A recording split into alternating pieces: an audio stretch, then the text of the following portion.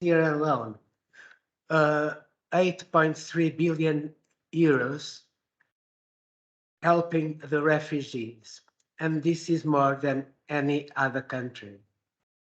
Out of the 7.5 million refugees that left Ukraine just after the invasion in February 24, a few million have stayed in Poland. 1.5 million found work there, and one must keep in mind that there were already around 1.5 million refugees from the time of the Crimea invasion in 2014. Having said that, I would like to present the both speakers. I will be making a resume of their long CVs, and I will say that Professor Jurasik is the advisor as the President of Republic of Poland on Foreign Affairs. He has been and is still the advisor of the Minister of Foreign Affairs, and is the coordinator of the Security and Defense section of the National Development Council at the Presidency. He holds a PhD in Humanities. He is a researcher. He is a teacher at University of Lodz. He has been teaching also abroad. He's an expert in Belarus, Moldova, Russia, and Ukraine, and he is the author of 7 books and many research articles. Professor Madalena Meyer Rezende holds a PhD from the London School of Economics. She works on Central and Eastern and Southern European politics, and she has published studies on comparative relations between religion and state, and questions regarding constitutionalism, Catholicism, nationalism, and political parties. She teaches at the Nova University of Lisbon.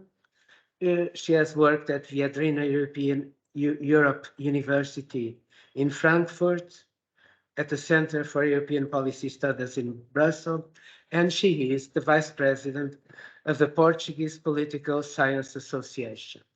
So, having said that, I will give the floor to Professor Jurasik. Thank you. Thank you very much.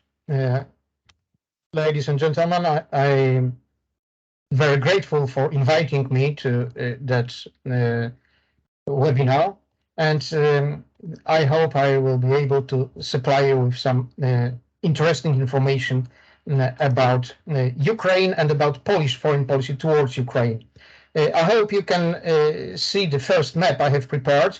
I think it's worth saying some words about the history of Ukraine in order to understand the roots of the present conflict, and especially the Polish perspective of that conflict.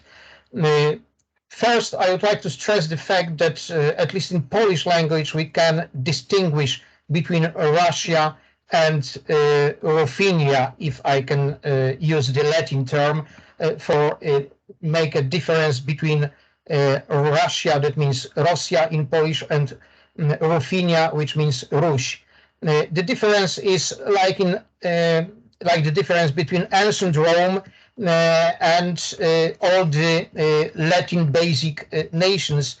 It's important because in 15th century, Russia invented the theory of the Third Rome, after the real Rome, the Constantinople, and then Moscow as a capital city of all the Orthodox peoples, especially Slavic ones. And this is the basement, the fundament of Russian imperial thought. In that sense, Kiev is the mother of all Russian cities, which in fact are not Russian, yeah, are Ruthenian. It's like, for example, just imagine the situation in which France started to promote the idea that since it is the most powerful Roman nation everything that speaks languages based on Latin should belong to France. So this is the nature of Russian imperial ideology, and due to that fact, due to the history, which of course is based on the fact that Kiev, not Moscow, was the first center of the Eastern Slavic Orthodox civilization. So to possess Kiev is for Russian imperial ideology an indispensable factor to build or to rebuild the empire. Reality is that there was the Middle Ages Eastern Slavic state with capital in Kiev. Then it was divided, as usual in that epoch, in the feudal division of the state in several principalities, and then invaded by the Mongols in 1240 and conquered almost the entire territory except what is today Belarus and northern Russia. As well, the western part of the country was not conquered, and this is important because this western part is since that time more and more western. Then in 13th and 14th century, Lithuania started to grow up and liberated those territories from Mongols, thus creating the Great Duchy of Lithuania, that due to the threat of the Catholic Teutonic Order, the very Lithuania itself was still pagan, was united with Poland in 1385, thus creating the personal union between the Kingdom of Poland and the Great Duchy of Lithuania. In the meantime, the western part of today, Ukraine, was attached to Poland as a result of dynastic policy, and since mid-14th century was a part of the Polish kingdom till 1772. The United Polish Crown and Great Duchy of Lithuania was one of the largest countries in the Middle Ages Europe, and then since 1492, it's easy to remember the year of the Columbus expedition, wars against Moscow started. The Russian imperial idea to collect all the former Ruthenian territories was the main cause of wars between the Polish-Lithuanian Commonwealth and the Moscow state, with different stages.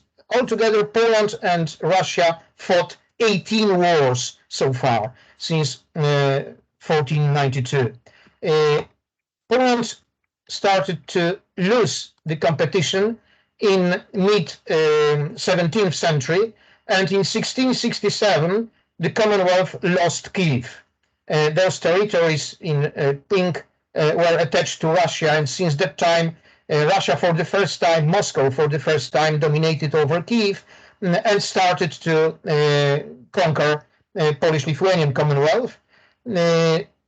If you can see the same map with the present borders, it looks like that. What is important to understand that the southern eastern part, that part that is now claimed by Russia or was claimed since 2014, were uninhabited steppes. This was similar to the American Prairie or Argentinian Pampa. Nobody lived there. There was no rural population. Just Tatars from Crimea were plundering the country each spring. And in these conditions of 17th century, it was impossible to close the border. So the real inhabited areas of the former Ukraine were more or less the central western part of the country. In 1772, 1793, and 1795, Polish-Lithuanian Commonwealth was partitioned between Russia, Prussia, and Austria, so the Ukrainian territories, the present Ukrainian territories, were partitioned too, and the majority of them were attached to Russia, while western part to Habsburg monarchy, which is important because in 1596, there was the union between Catholic Church and Orthodox Church on the Polish-Lithuanian territory, and thus the Unite Church or Greek Catholic Church, not Roman Catholic Church, but Greek Catholic Church was created. They were treated as traitors by Moscow, so it was forcefully abolished all over Russian Empire, but survived under Habsburg rule. And this is why today's Ukraine is differentiated as far as the denomination is concerned. The western part is Greek Catholic. They recognize the power of the Pope, while the eastern part, the overwhelming majority, those territories that before the First World War belonged to the Russian Empire, are still Orthodox. Yeah. Is there any problem? No, there was probably a problem with the mic that was open. Okay. Ukraine tried to gain independence just after the First World War, and the two parts of Ukraine, that part that belonged to Habsburg monarchy, created Western Ukrainian People's Republic, while that part that belonged to the Russian Empire created Ukrainian People's Republic. The western part was at war with Poland because the ethnic situation in the region was extremely complicated. You can see the map here. Yeah, Poles are in pink, Ukrainians in yellow. The main city of Lvov was ethnically Polish, and that was the cause of the war in 1918-1919 between Poland and Western Ukrainian People's Republic. Poland was reborn after 123 years of partitions. So both countries started the war just in Statun Assembly when they were being created. While the eastern Ukraine, this former Russian Ukraine, was at war against Bolsheviks, against Red Russia, and against White Russians, and finally they allied with Poland in order to defeat Russian imperialism. And this is the most important factor. It was as far long away as in 1905 during Russian-Japanese War, when the leading Polish politician of interwar period, then the leader of the country, Józef Piłsudski, visited Tokyo and formulated the basic idea of Polish Eastern policy, which is still valid today, namely that Russian Empire must be divided, must be torn apart along the national borders. Poland has no ethnic border with Russia. Today we have in the Kaliningrad region, which is an artificial ethnic territory created after the Second World War when the Germans were expelled. But at that epoch, between Poland and Russia, we have Ukrainians, Belarusians, and Lithuanians, and Latvians. So the Polish idea was that at that time, after the First World War, when Poland had the power to act, that we cannot survive between United Germany, that soon became the Third Reich, and the Soviet or Russian Empire, whatever is the ideological color of Russia, whether it's white or red or yellow or green, who cares? Yeah, it's Russian Empire, which is dangerous. So since we cannot change the situation in the West, we should focus on the East to prevent Russia from dominating the nations that live between Poland and Russia. And of course, Ukraine is the key nation due to its potential, territorial, demographic, military potential. And this is why this Polish-Ukrainian alliance was created in 1920. We fought war against Russia. Militarily, we won. I mean, Russian army was defeated at the gates of Warsaw, but politically, we were not strong enough to support Ukrainian independence effectively. So Ukraine became a part of Soviet Union. Here you can see the line of division between former Soviet Ukraine and former Polish part of today's Ukraine, Romanian part of today's Ukraine, and Czechoslovak part of today's Ukraine. This Czechoslovak part, formerly in history, since the beginning of written history of the region, belonged to Hungary, and we have the Hungarian minority in the southern part of the country. So the map of Ukraine, if we would like to divide it according to cultural heritage, is the former Polish Ukraine with Habsburg part, the former Hungarian Ukraine, the former Romanian part of Ukraine, the wild steppes inhabited only since 18th century, and the Tatar heritage in Crimea. But please remember that on May the 18th, 1944, all the Tatars were deported by the Soviets, mainly to Kazakhstan. They were forbidden to come back. They came back only after Ukraine had regained independence. So now, today, they are pro-Ukrainian factor, and they are the real historically owners of the peninsula. However, now they are a minority of population because the Crimean Peninsula was populated by Russian colonists when the Tatars were deported, and even earlier, since 18th century. So this is the history. We should add the ethnic situation in the region. You have the Polish minority. The more intensive color is the more Poles are in the region. In Ukraine, we have some 300 Poles dispersed eastward to the Polish pre-war border, because from the region that belonged to Poland before the Second World War, the population was deported or murdered during the Second World War. You can see here the pre-war ethnic situation in this part of Europe, and after the Second World War situation in this part of Europe. Now, what is going on today? What is our main topic? Yeah, let me change the map and the Polish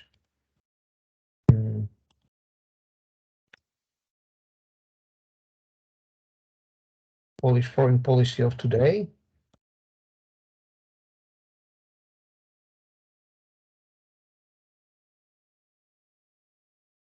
Yeah. Well, Poland, as you know, is the only country in Europe that share a common border with both, with the aggressor and with the victim of the aggression.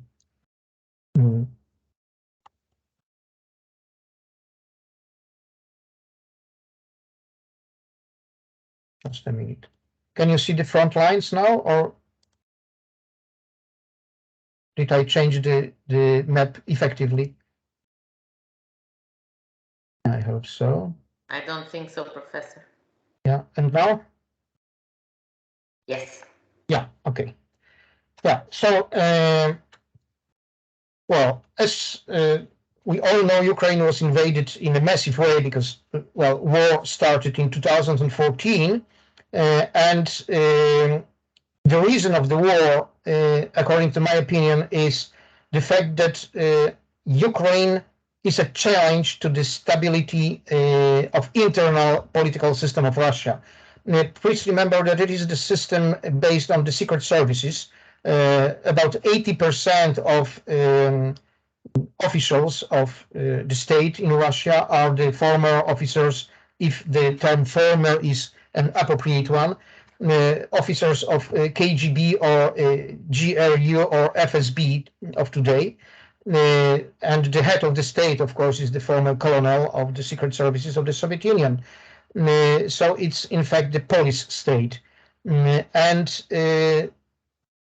due to that ideology I have mentioned at the beginning, the Russian cultural code is that Ukrainians, in fact, are little Russians. This is the official term. Yeah? Ukraine, the very name of Ukraine was forbidden in Russian Empire, and the official name of that territory was Little Russia. In that sense, in Russian imperial ideology, Ukrainians are in fact Russians, just as Belarusians and Russians, and there is the triuniating great Russian nation composed with Russians, Belarusians, and Ukrainians. Their languages are similar, that's a fact, but let me make such a comparison. The difference between Ukrainian, Russian, and Ukrainian and Polish is like between Portuguese and Gallego and Spanish. There is something in between. We can understand Ukrainians, I guess, much better than Russians do. However, Ukrainians are Orthodox and they have the Cyrillic alphabet, and we have a Latin one, which at the first sight creates that impression that the languages are much more different than they really are. But when we meet together, Poles, Ukrainians, and Belarusian, we can speak to each other with some difficulties, but understanding mutually, while if a Russian guy joins us, he has a problem to understand what is going on. Nevertheless, this Russian imperial myth of the united great Russian nation is a fundament of Russian policy towards Ukraine, because the Putin's idea of the so-called suzerain democracy, that means in fact dictatorship, and democracy, this real one, as allegedly something that doesn't fit to Russian cultural code, was undermined by two Ukrainian revolutions. And any perspective that a nation Russians perceived as in fact of the same culture as Russia, which is not true, but we are talking about perception. If such a nation demonstrates the fact that democracy is possible in this area, this cultural area, if Ukrainians could change the president and could change the 70%, 70, not 17, 70% of the parliament in 2019, that is something really outrageous and dangerous from the Putin's regime point of view. We can make such a comparison to Polish-Lithuanian Commonwealth that in 1791 adopted the first constitution in Europe, and the absolutistic monarchies of Russia, Prussia, and Austria could not tolerate such a free country.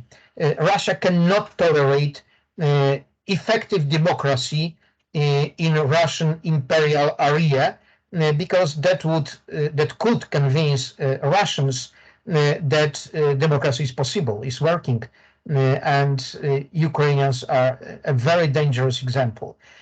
So my conclusion is the war is not about territory. I think we can all agree that Russia is not short of territory. It's the largest country in the world. So it's not about those several pieces in Donbass or in Crimea.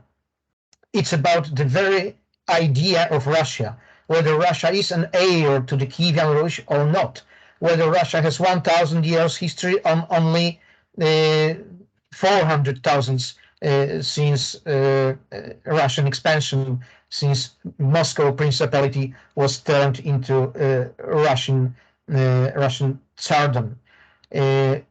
What is the real nature of the state, and where are the borders of Russia? Other European colonial empires had very clear distinction between what is metropoly and what is colony. Russia as land empire and not maritime empire has not a real idea of what is real Russia and what is not. And this is why the war has been started in this first and fundamental reason. The other factor is that the West was conducting a very weak policy towards Russia.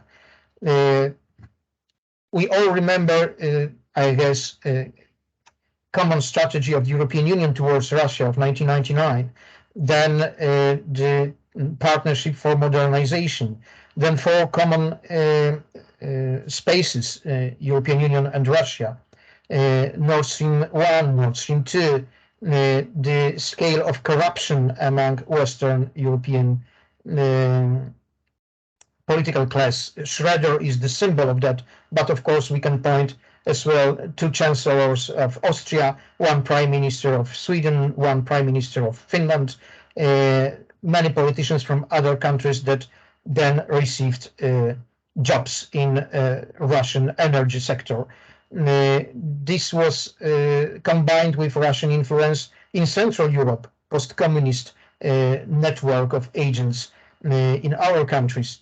And the American policy of 2021, first the consent of President Biden for the prolongation of a New START, then the consent for Nord Stream 2, then Biden-Putin meeting, then an attempt of Germany and France to invite Putin to the EU summit in June 2021, then the withdrawal from Afghanistan, which of course was perceived as a sign of weakness of the United States, then the condemnation of Germany and France on Ukraine that used Turkish drone to fight Russian artillery, that took place in August last year.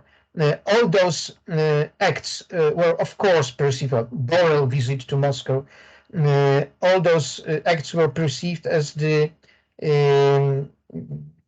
arguments for the thesis that the West is divided, weak, and not ready to support Ukraine. And this combined with Russian underestimation of Ukrainian state resulted in the war. Very few experts believed in the war due to the fact that it is completely illogical. I mean, Ukraine is the country, the territorial size of which is larger than France. It's before the war, it had about 40 million of inhabitants and 200,000 of soldiers in line, and an additional 200,000 and 40,000 of soldiers of the veterans of war in Donbass, those who had the frontline experience since 2014. So if we put them together at the very beginning, Ukraine could mobilize more than 440,000 of soldiers, and Russia started the invasion with 170,000 of soldiers. They entered Ukrainian territory not in the battle order, but in the march order.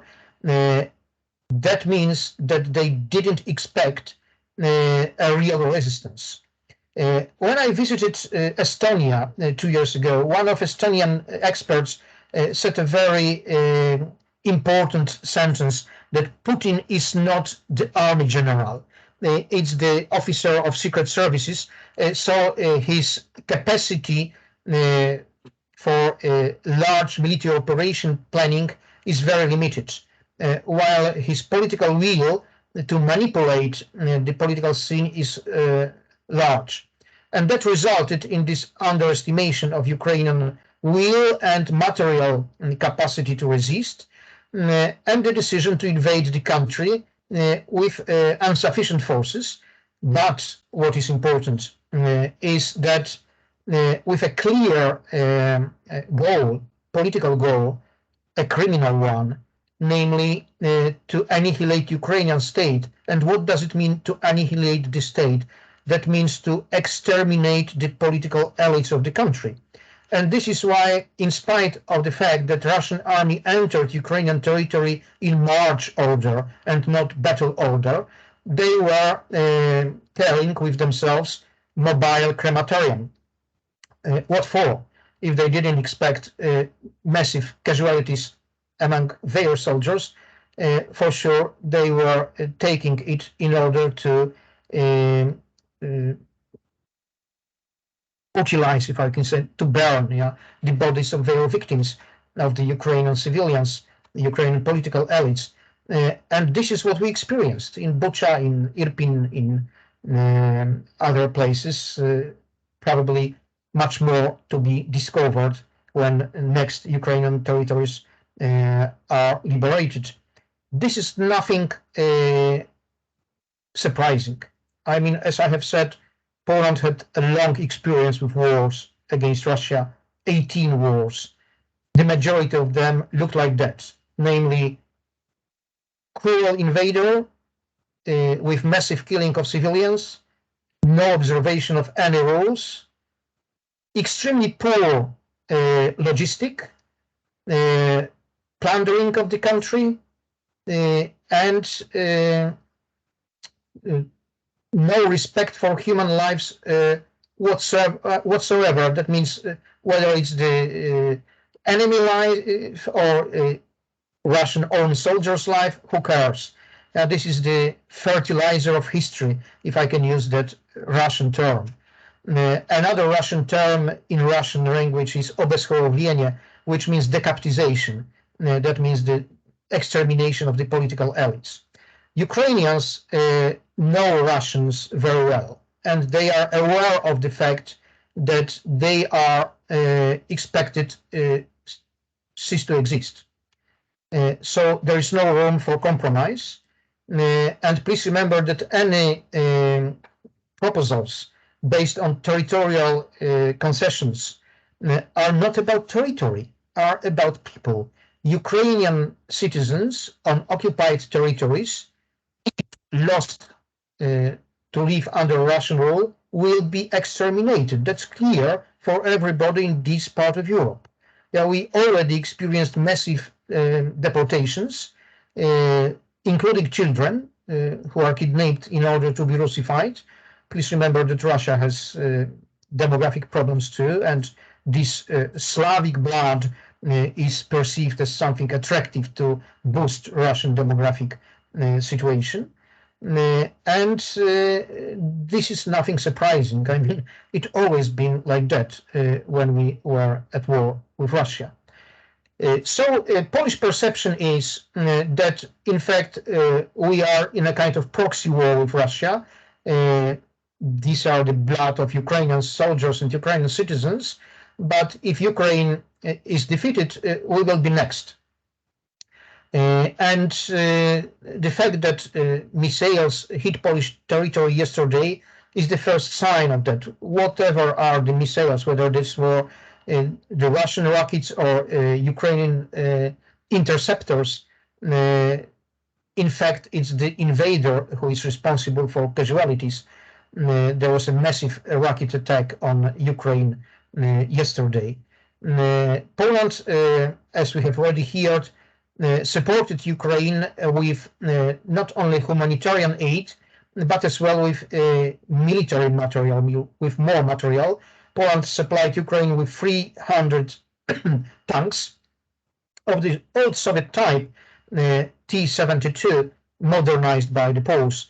Nevertheless, that the equipment that can be easily included into the ranks of Ukrainian army, because no training is necessary, they know the equipment very well. Polish war-made drones, that is a kind of cruising munition, to simplify the description, a kind of kamikaze drone, were supplied in a large number to Ukrainian army too. Tons of munition and other equipment, anti-aircraft light systems, howitzers, and so on. The Polish government is rather reluctant to give the details. Nevertheless, please remember that we have that experience of being invaded by overwhelming forces in September 1939 and being alone.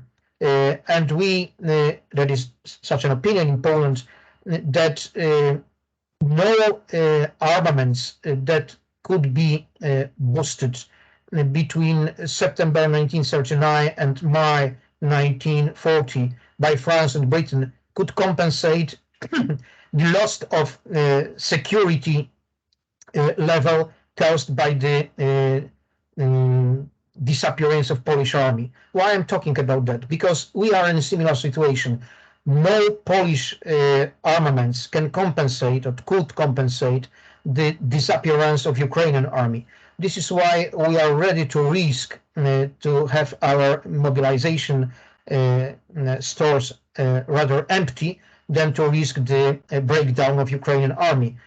Our equipment best service to the Polish security is the fact that that it is in the hands of Ukrainian soldiers fighting Russians and exhausting Russian expansionist power in Ukraine.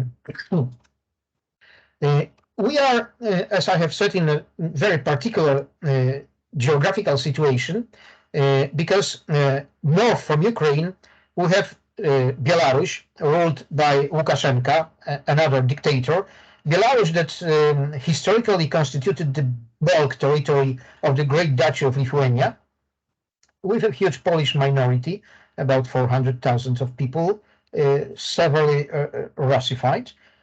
But as far as the military situation is concerned, first, it's worth knowing that Ukrainian-Belarusian border is, from the operational point of view, rather dead. These are the marshes of the Pripyat River, so any heavy equipment, in fact, cannot operate on the majority of the territory, except the narrow belt at the Polish border between Brest, this famous city when the Brest-Litovsk Treaty was concluded in 1918, that exclude Russia from the First World War.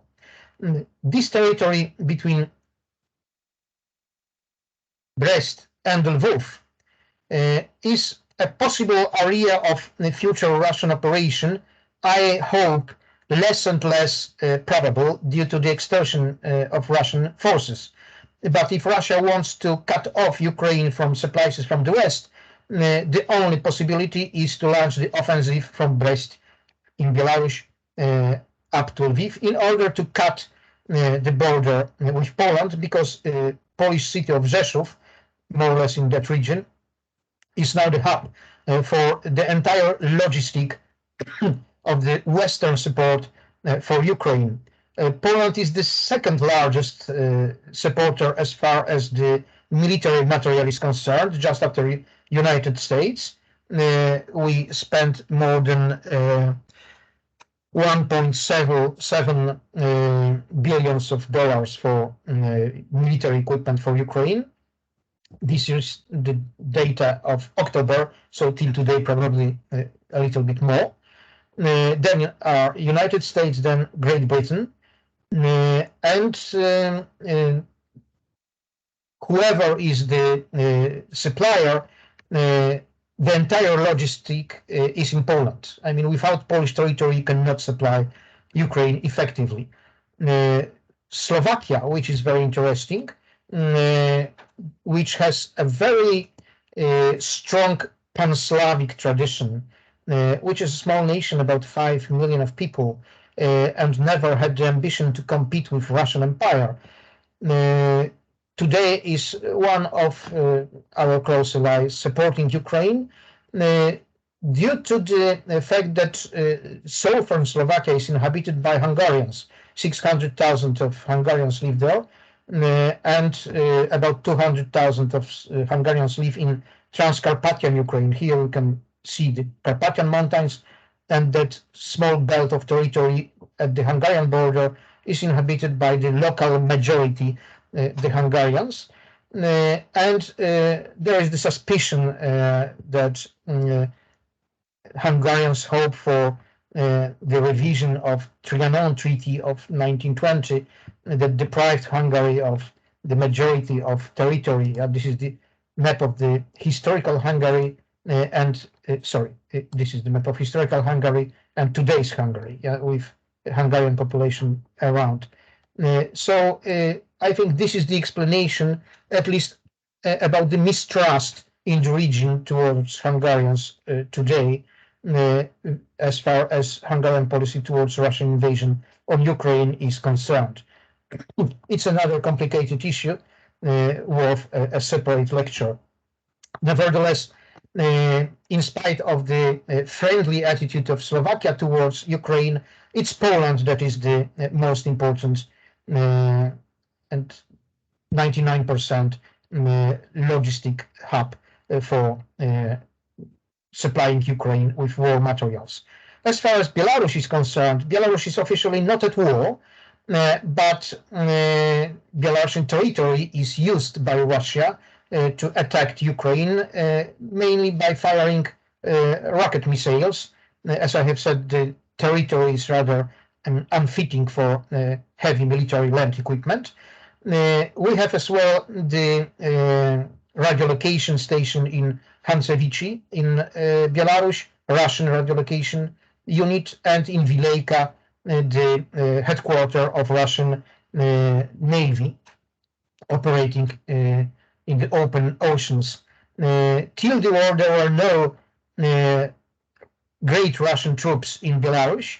Belarus is heavily experienced by wars. Please remember that this is the main road of all the invasions from the west to the east and from the east to the west. We call this strip of land between Dvina River and Dnieper River the gates of Europe. This is the old route of Napoleon. Here we have Berezina, and the old route of all the Moscow invasions on Polish-Ukrainian Commonwealth. So Belarus is an important country from the strategic point of view, but the mood of Belarusians, who, please remember, lost 25% of population during the Second World War. So the slogan that whoever rules, it's okay as long as there is no war. Today that slogan is being shaken or broken by Lukashenko policy, that after 2020 failed revolution is backed by Moscow and absolutely dependent from Moscow. So the result is that the threat of involving Belarus to the war is growing in the political sense. But on the other side, due to the shortage of Russian capacity to produce war material, Belarus is supplying Russia with its war storages. So Belarusian mobilization storages are more and more empty, which rather reduce the probability of using Belarusian army against Ukraine. Even more, Belarusians are generally reluctant to fight Ukrainians because there is no reason to do that. There is no tradition, no hostility between the nations. For sure, it's a Russian imperial war. So Lukashenko would rather risk stability of its own regime while ordering its troops to march against Ukraine. Even more, everybody expects rather heavy losses than victory if those two armies clashes. And this is another argument for keeping Belarus out of the war, at least in this active sense, not territorial sense. Nevertheless, Russian influence is overwhelming then, and everything is possible. As I have said, Russia is able to take irrational decisions, like to invade Ukraine with 170,000 soldiers. That means that we could expect other irrational decisions, and that's one of our main problems. Of course, we have as well a piece of Russian territory north from Poland.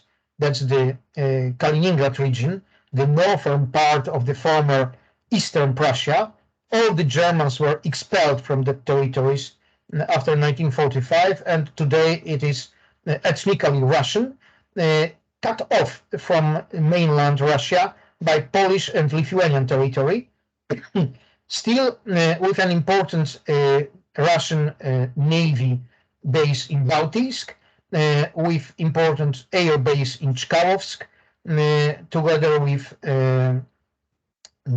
Iskander missiles, some other units, and nuclear power plant under construction, now suspended in Yemen. The majority of troops have been already sent to Ukraine and destroyed by the Ukrainian army. So, according to our information, the Kaliningrad region is our defenseless today, except, of course, for those missiles.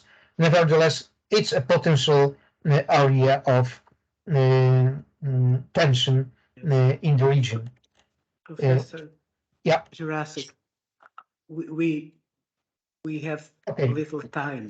Yeah, so I we think have it's still another speaker. Yes, it's a good point to stop, and I hope the conclusion is the conclusion is that Russia must be defeated in a military way. I mean, no political conclusions, diplomatic conclusions based on compromise are credible. The result would be just the time won by Russia to rebuild its war potential and to start another war, just like between the first and the second Chechen war, and we should have that experience in our mind. Thank you very much. Thank you so much, Professor. Now I give the floor to Professor Maya Rezende, please. Thank you very much. Good day to everybody. I would like to salute everybody in this seminar on a subject that I think could not be more topical today. I would first like to thank the Portuguese Diplomatic Institute and his director, Ambassador José Freitas Ferraz, as well as Dr. Joana Gaspar for this invitation, and to salute the Ambassador of Poland, Mrs. Joanna Pilecka, and of course, my fellow colleague, Professor Żurawski-Wielgrajewski, which I enjoyed immensely listening to just now. The circumstances in which we both speak, I think, are quite exceptional. We could not have predicted them only a year ago, at least in most of the countries, but here we are, and we have to say it was not for lack of warning from Warsaw. So here goes my first message. I would start by saying, I will be brief, just a few points. I will start by saying that Poland's foreign policy towards Ukraine and Russia in the last 3 decades were crucial for the security architecture of Europe. Very often alone, as already stated by Professor Wielgrajewski, Warsaw performed the crucial function of warning against Russia's appetite for expansion and taken the advocacy of the need for NATO and Europe to build a defense and deterrence system, while most other countries looked on. So, chapeau to Poland. Without Polish clairvoyance and effective diplomacy, I think we would have been in a much worse position than we found ourselves in February of this year as Russia invaded Ukraine before our unbelieving eyes. Indeed, throughout the 1990s, but especially since Poland's accession to NATO in 1999 and increasingly after Poland's accession to the EU in the mid-2000s, Poland has been in the front line in the defense of Ukraine against possible Russian aggression. Moreover, and on the side of calling for the accession of Ukraine into NATO and building a stronger eastern flank, Poland's efforts were translated into multiple initiatives for structuring regional cohesion, both within the EU, within NATO, but also outside it. Examples of these are the Eastern Partnership of the European Union, which was very much created because of Polish leadership. The Bucharest 9, which is a recognized subgroup of NATO and was acknowledged by President Biden, who attended one of the meetings earlier this year. This is one of the few regional subgroups within NATO. So also an important recognition to Polish diplomacy. And of course, the Three Seas Initiative, which joins all countries between the Baltic, the Black Sea, and the Adriatic, which is not within neither NATO nor the EU, but is an important regional initiative that could be the basis for increased cooperation within this region. So this shows us that Poland's foreign policy made it an undoubtful regional leader. And this, I would say, is also due to the rebuff of Ukraine's NATO accession by France and Germany in the 2008 NATO summit in Bucharest, but also more generally because of Merkel's policy of equidistance between Russia and the US, viewing Germany as a middle power leading into a sort of immobilism within Europe. So German absence of leadership towards the eastern flank of Europe has very much given Poland a more prominent role, and rightly so. Also, I would say in the last years of Macron's presidency, his illusion of an European defense independent from the United States, his vision of NATO as being in a state of cerebral death, and its attempt of strategic consultation of Russia very much also left Poland as the sole defender of the eastern flank and the United States' strongest partner in Europe. I would say that Poland's preeminence as a Washington ally increased after Russia's 2014 invasion of eastern Ukraine and annexation of Crimea. And moreover, between 2016, after Trump's victory, but also after Brexit, which left Washington without its privileged partner in the EU, the United Kingdom. Poland did achieve between 2016 and 2022 very much the special relationship with the United States that it has worked for. I would say that Poland continues to have several demands that are important to bear in mind. The first is to be part of the group of countries that are part of the nuclear sharing within the EU. These are the UK, the Netherlands, Belgium, etc. And of course, from today's point of view and today's events, this seems to be a very rational demand to be part of NATO's nuclear sharing. So this is my first point. The second point in which I see Polish grievances also as a just line is the criticism of the new NATO strategic concept adopted in Madrid in this year as unsatisfactory because of it not repelling the NATO-Russia Foundational Act. Poland is of the position that this act should be ditched. The new strategic concept is ambiguous about the NATO-Russia Foundational Act. It does not dismiss it, it does not acknowledge it, but the practical effects of this ambiguity are that there are continuous important limits to NATO as the act impedes the permanent stationing of NATO military forces in the new member states. So, and we know that this is compensated by the bilateral accords between these countries, including Poland, obviously, and the United States. But obviously, this is unsatisfactory. It would be much more credible as a deterrent that NATO could have permanent stationing forces in these countries.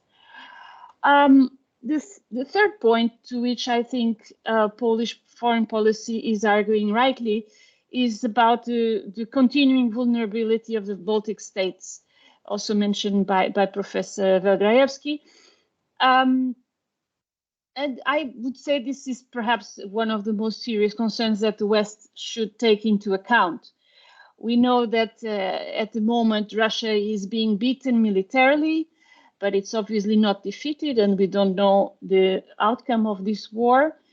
Now, because of the situation today, this vulnerability is perhaps less problematic, but we don't know the future. If in the spring the direction of the war turns, if Russia becomes militarily more prevalent, we will be confronted with a very different situation. So I would argue that Poland's eternal vigilance is in tall order regarding this weakness that Europe and NATO has not yet addressed. Now to my last point, I would say that as Russia and its aggression to Ukraine was recognized by the United States and by all the European states, including, of course, Germany, as the main problem of NATO since the invasion in February, Poland's position loses some of its salience.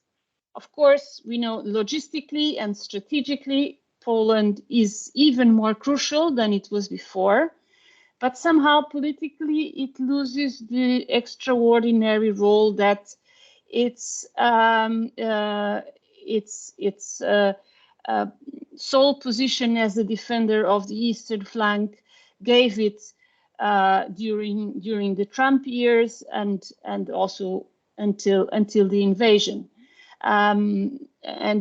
which were very much expressed in the bilateral relationships that Poland performed with the United States. We know that the United States continues to put a great emphasis on its relation with Poland, and from a military and political point of view, the bilateral framework between Poland and the United States remain extremely important. Poland is part of the 4 framework nations together with the United States, Germany, and Canada, and so this will not go away. But the fact that Germany has performed a big turnaround in its relationship to Russia, in the words of Chancellor Scholz, the Zeitenwende, of course means that all the main concerns which were solely Poland's are now very much European concerns and very much German concerns. So Germany with France and UK are increasingly taking a strong role in the defense of the eastern flank, and a more German European Union, I would say, means that Poland should and must adapt to his new role. So this, from my point of view, requires a consideration of its position as a middle-sized nation in Europe, and a balancing between, as any middle-sized nation, a balancing between its relationship with the United States and its relation with Germany, France, and the UK. So this is my last point. So just in this vein, I would like to put a question towards Professor Welgrajewski, which is related to the aerial defense system that Germany sponsored, the Skripal initiative that was put forward last month and includes 14 states of the eastern flank, but of which Poland is not a part. So I would say this absence is interesting in itself, and the question remains: how is Poland going to compensate for for its participation in this aerial defense system initiative, which covers all the region, but perhaps not Poland. So, as a conclusion, I would reiterate that Poland's place in history in the last 3 decades, in view of the invasion of Ukraine, cannot be put aside. As alone in Europe performed this extraordinary role of advocacy for the eastern flank, and being absolutely clairvoyant about the intentions of Russia and of Putin. In this time, Poland became a regional leader, a crucial ally of the United States, and an important replacement to Germany during Merkel's era. So I would again congratulate Polish clairvoyance and effective diplomacy, and hope for continuation of its role in Europe. Thank you. Thank you so much, Professor Maya Rezende. You already put a question. I will ask the participants either to raise your hand, your digital hand, or to write in the chat, to write questions. I don't know if you, Professor, want to go ahead and answer the question related to the air defense, the Skripal, the right away, or if you want to have several questions. Well, no difference. I can start with answering what has been already asked. Well, first I would like to say that I fully subscribed to what you have said, dear Professor. I share your description of reality. I would even stress the fact that some Polish initiatives that were prepared for peacetime, like Eastern Partnership, or Frimarium, are still important. Nevertheless, in the context of war, they had another dimension.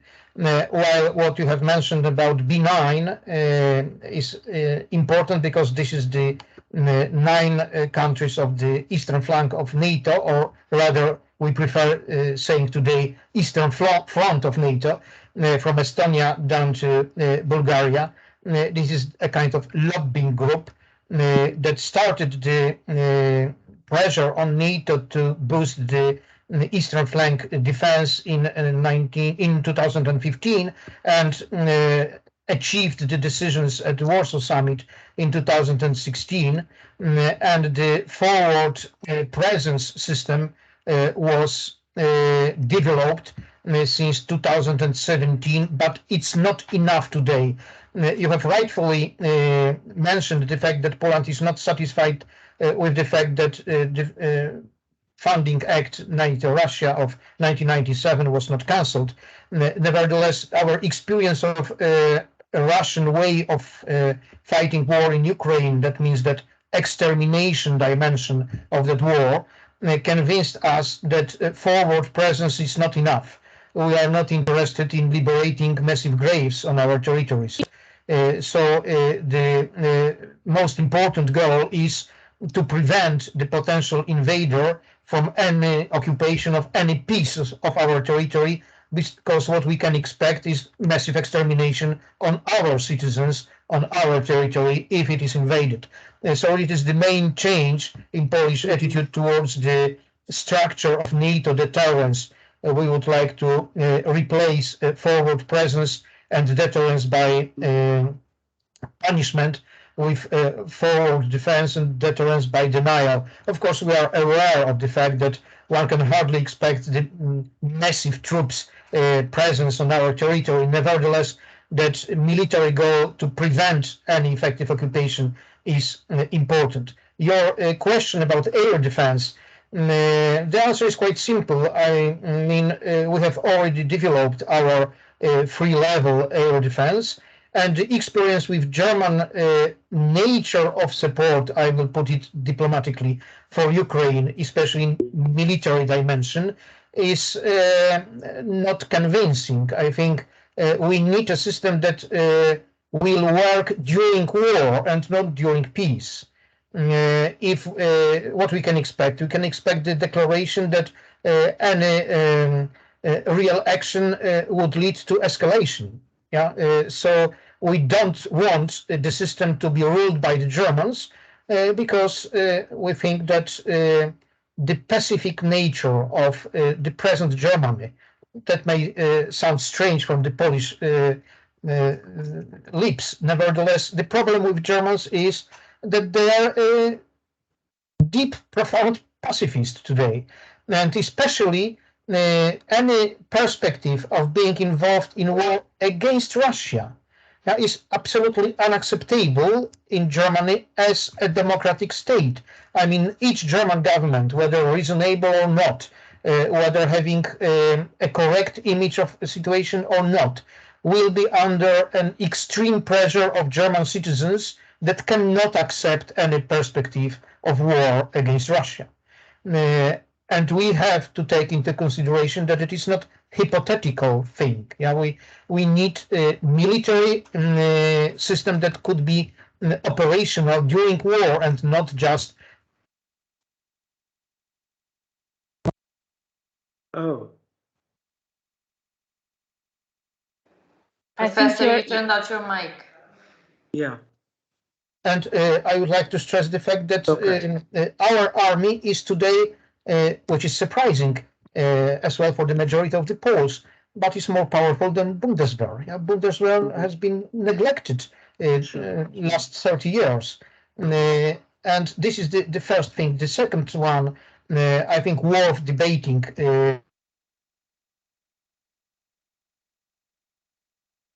You turned it off Please. again. I don't know why. The French proposal of European security autonomy and the German proposal of European security sovereignty. The core proposal in both constructions is the qualified majority voting in CFSP of the European Union, which of course means the absolute domination of Germany and France and their well-known line towards Russia, which is completely unacceptable. Another factor in the region is the upcoming full membership of Sweden and Finland in NATO. What does this fact says to us? That for real security, the peoples seek it in Washington, not in Brussels, which is not surprising. Yeah. And the last comment about Polish-American relations, I think we should look at them with a very broad perspective. First, let me stress the fact that the United States are democracy, and please treat it as an analytical factor and not ornamental one. Yeah, that means that democracy that since 2001 was forced to send troops abroad in a massive way is really exhausted. And Americans are looking for leading regional allies that would accept a part of the burden on their own shoulders. That was the deal with Japan that turned from self-defense forces into real army. That was the Warsaw Conference on Middle East, where Americans tried to create a Sunni Israeli alliance against Shia threat and Iran that failed. And that were two possible tracks of American policy in Europe, either to establish Germany as that leading regional ally, which is, of course, the first choice. And the second best solution is Poland because of the difference in potential.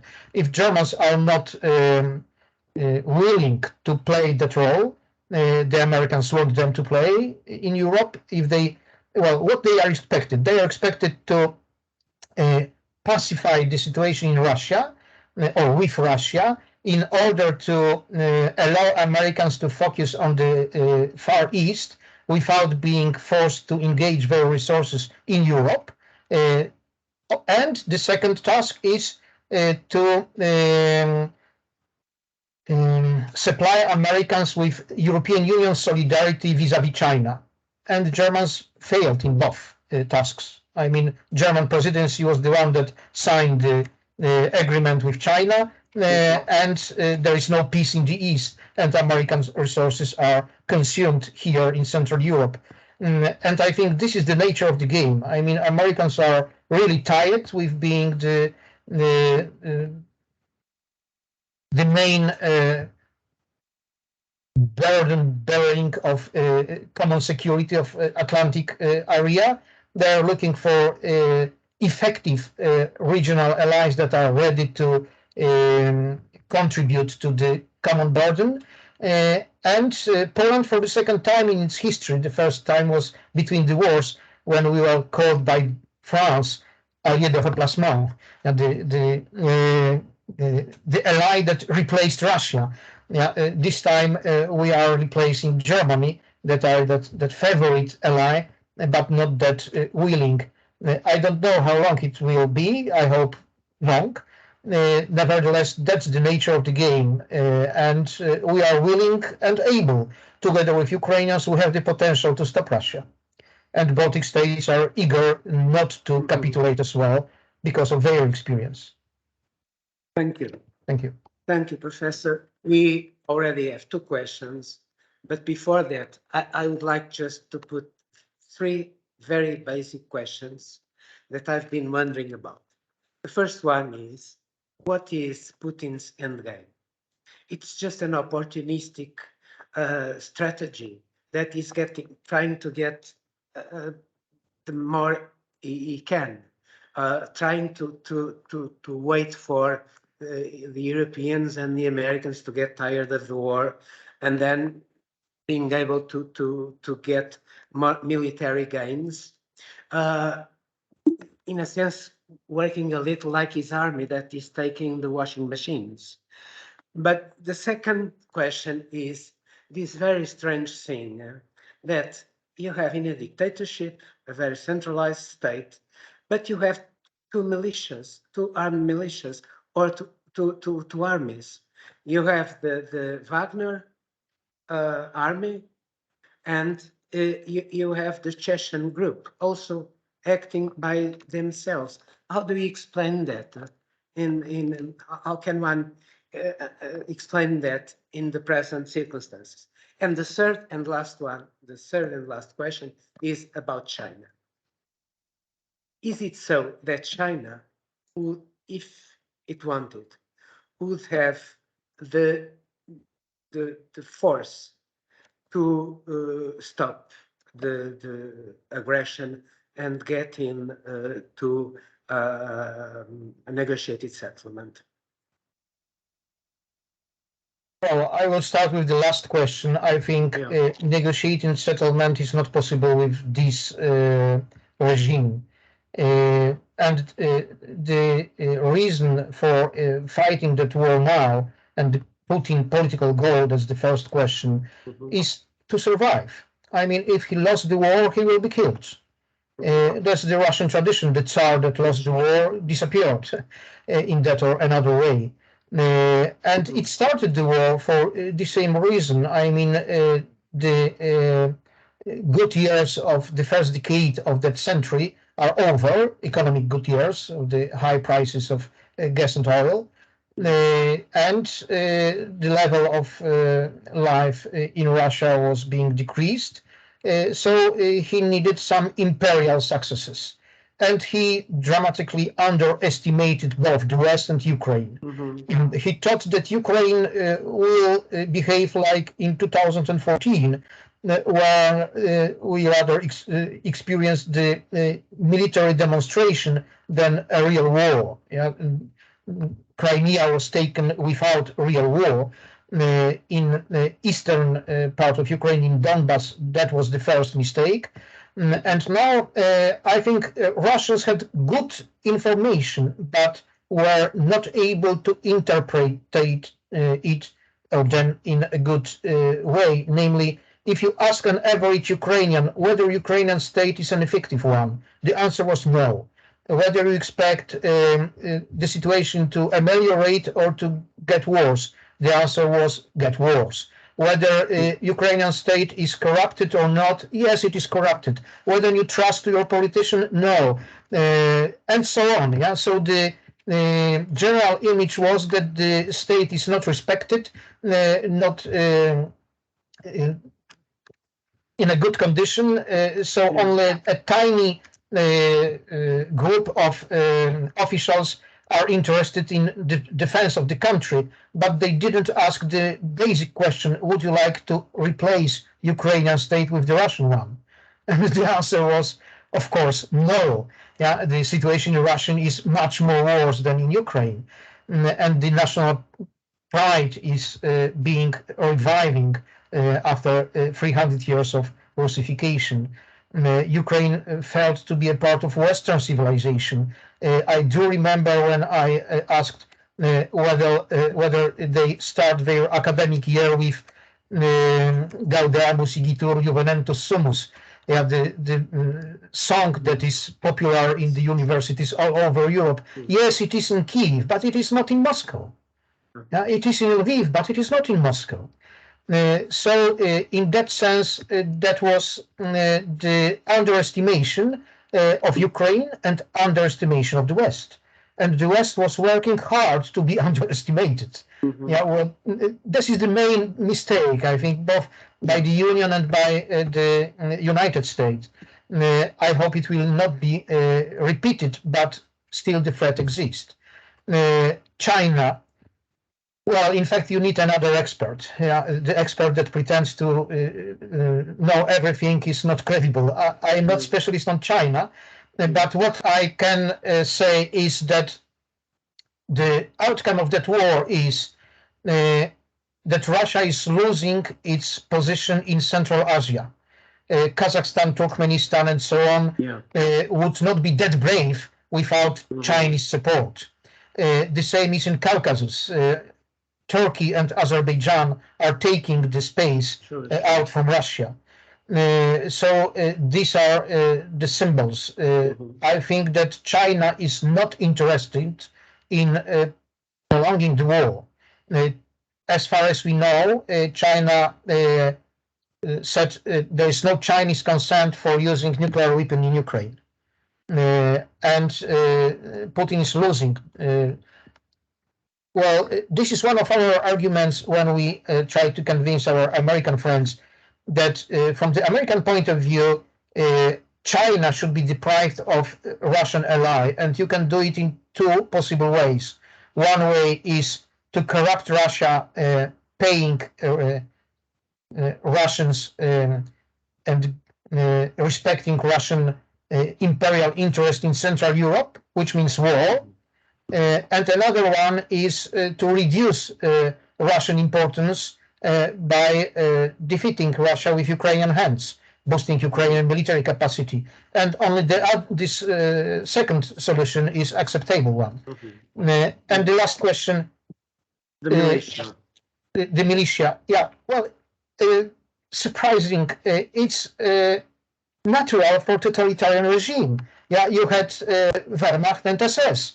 You had Italian army and black shirts, yeah, and so on. So Russia is Kremlin is fully controlling Wagner Group, and it's using it in specific operations, but it's not a competitive structure for sure. Yeah, they are very critical of the army. But okay, we have two more questions. Can you read them, Professor? One from Francisco Teodoro Oliveira. On the right-hand side, on the chat, it's do you expect that the Polish perspective of the war in Ukraine will change in light of recent events? If so, how? No, I don't think so. I think Poland sees Ukrainian fate of today as the repetition of Polish fate in the previous centuries. When we see people that were shot in their heads, with their hands tied. We see the pictures of more than 20,000 of Polish officers murdered by Russians in Katyn. And it is only the symbol, of course. These massacres were much more numerous. And what convinced Poles is that what was possible to be said before February 24, that we are not in 1937 or not in 1940. Nobody will shot people in the head, civilians. Oh, yes, we are. Yeah, yes, we are. Exactly as it was 80 years ago, Russia is behaving in the same way. Will we expect the massive deportation of civilians like in 1939, 1940? Yes, we are. We are witness of that from the Ukrainian territories. So all those, let me call it rumors, that the times has changed. Yeah, this kind of behavior is not possible anymore, even in Russia. I hesitate to say surprisingly. In fact, if you ask me about Russian war before February, I would feel uneasy to give you such a stereotype answers. I mean, describing it. This Russian war is extremely stereotypical.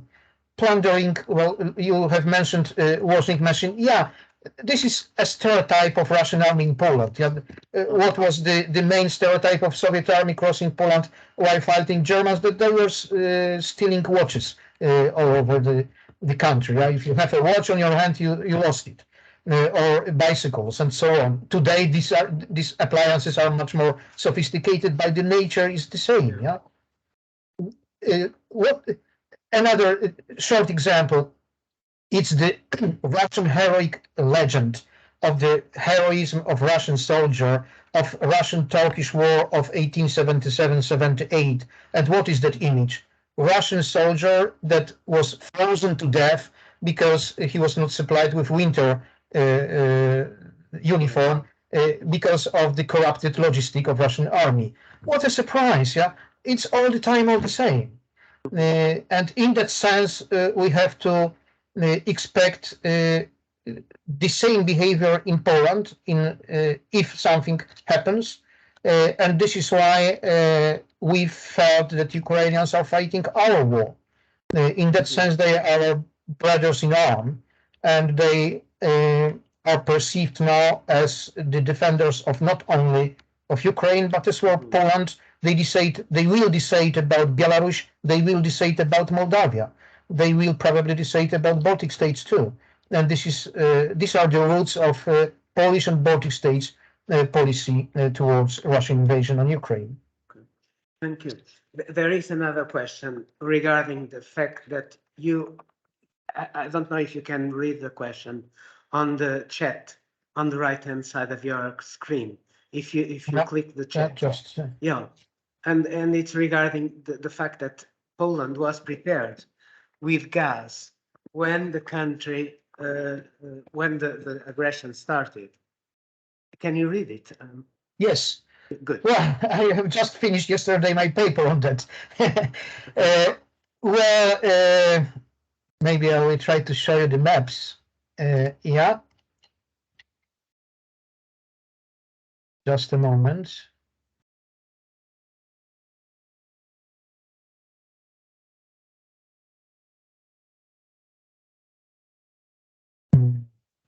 Well, okay, we will start with that.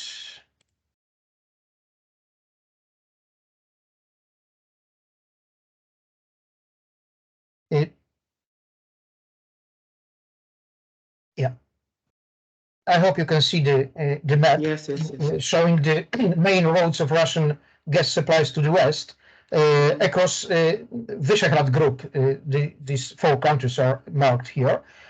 So we had the main road in the south across Ukraine. 70% before 2014, 70% of Russian gas supplies to the west was pushing to the west in transit across Ukraine and Slovakia. and the rest across Poland and Belarus, while Nord Stream were built not in order to boost the amount of the gas, but to change the roads. In that sense, from the Polish perspective, since the very beginning, it was perceived as the preparation for war, because it was obvious that an invasion on Ukraine would destroy the facilities, gas facilities in Ukraine. So Russia, that depends on incomes from mainly German market and Western European market, wanted to have that road of gas transit out of Central European countries' control. And Poland, while expecting to have that problem, started to build the two facilities. The first one, you can see another map now, I hope. Yeah. The first one was the project that the decision was taken in 2006 to build the pipeline from Norwegian gas fields across Denmark and then Baltic Sea to Polish shore, to Niechorze. Not far from Niechorze is Greifswald, where is the Nord Stream 2 north. And then from another important facility was the gas port in Świnoujście. Niechorze is more or less in that place, a little bit east from Świnoujście. Świnoujście is at the Polish-German border. And this is the LNG terminal with quite a large capacity, as you can see. It was completed in 2015-2016. Then we have contracted the gas from Qatar, from the United States, Norwegian, and Nigeria, and Trinidad and Tobago. So we are ready to supply our Central European allies too. That means Baltic states. Just this summer, the interconnector with Lithuania was completed. We have completed the interconnector with Slovakia as well.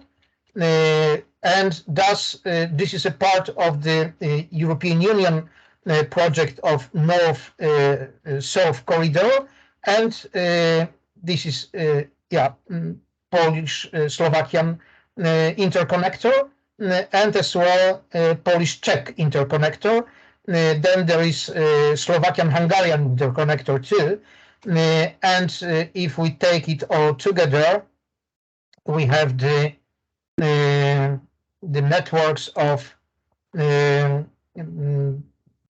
trinarium system, in which the three triangles of the system is Świnoujście in Poland, Krk in the Adriatic Sea in Croatia, and Constanța in Romania. In that sense, we are ready to, or will be ready. I mean, Poland is ready now. Since October, we get rid of any Russian gas. We don't import Russian gas anymore. And that is a great success, of course, due to the policy that was conducted since 2006 and 2015. And we hope that other countries in the region will follow that example. The Hungarians, they tried to base their supplies with energy, raw materials, or cooperation with Russia, are now facing the problems because since yesterday the oil pipeline Przyjaźń, which means friendship, was closed. We have experienced that since 2003. Russia, for the first time, while being in dispute against Belarus, closed the supplies for Poland without warning and without quarrel with Poland, just because Belarus was cut off. We have observed that those problems in 2008, 2009 with Slovakia, with even Transnistria, which is in fact a Russian protectorate, but was cut off due to the quarrel between Ukraine and Russia. So no good relations with Russia is a guarantee for being supplied with Russian raw materials if you are a transit country. that was enough in 2008, 2006, 2003. Additionally, 2014, after Russian invasion on Ukraine, to be aware of reality and to be prepared, and we managed to do it on time. This is the explanation. So, thank you very much, Professor Meyer-Rezende. Thank you very much, Professor Thank you. Jurasik. It was Thank you. my pleasure. I hope that we can do other webinars next year. Thank you. Goodbye. Thank you very Thank you much. so much. Thank you. Goodbye. Bye. Bye bye. Bye.